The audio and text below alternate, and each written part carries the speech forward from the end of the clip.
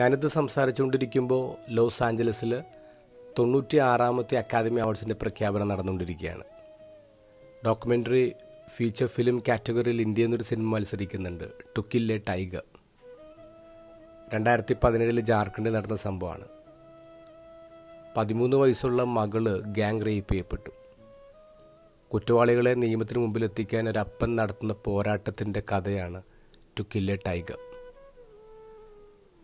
കുറ്റവാളികൾ പവർഫുള്ളായിരുന്നു, പൊളിറ്റിക്സ് മണിയൊക്കെ ആയിട്ട് വളരെ പവർഫുൾ. അതുകൊണ്ട് ഗ്രാമത്തിലെ ആരും തന്നെ ഈ മനുഷ്യൻ്റെ കൂടെ നിന്നില്ല.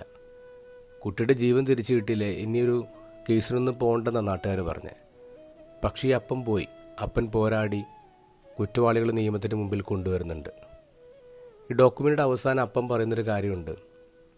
ഞാൻ ഈ പോരാട്ടത്തിന് ഇറങ്ങിയപ്പോൾ ആൾക്കാരൊക്കെ ഇങ്ങനെയാണ് പറഞ്ഞത്, ഒരാൾക്ക് ഒറ്റയ്ക്കൊരു ടൈഗറിനെ കൊല്ലാൻ പറ്റില്ല. അപ്പം ഞാൻ അവരോട് പറഞ്ഞു, ഞാൻ ഒറ്റയ്ക്കൊരു ടൈഗറിനെ കൊല്ലാം.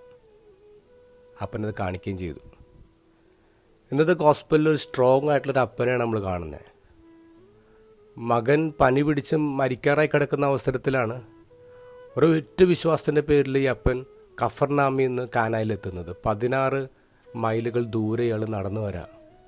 ഒറ്റ ആഗ്രഹമുള്ളൂ, ഈശോനെ വീട്ടിൽ കൊണ്ടുപോകണം, മോനെ സുഖപ്പെടുത്തണം. അവിടെ ചെല്ലുമ്പോൾ ഈശോ അയാളുടെ കൂടെ പോകുന്നില്ല. ഈശോ ഒരു വാക്കേ പറയുന്നുള്ളൂ, യുവർ സൺ വിൽ ലിവ്. ഈ അപ്പൻ അത് വിശ്വസിച്ച് പിന്നെ മടക്ക യാത്രയാണ്. അയാൾ ട്രബിൾഡായിട്ടാണ് വരുന്നത്.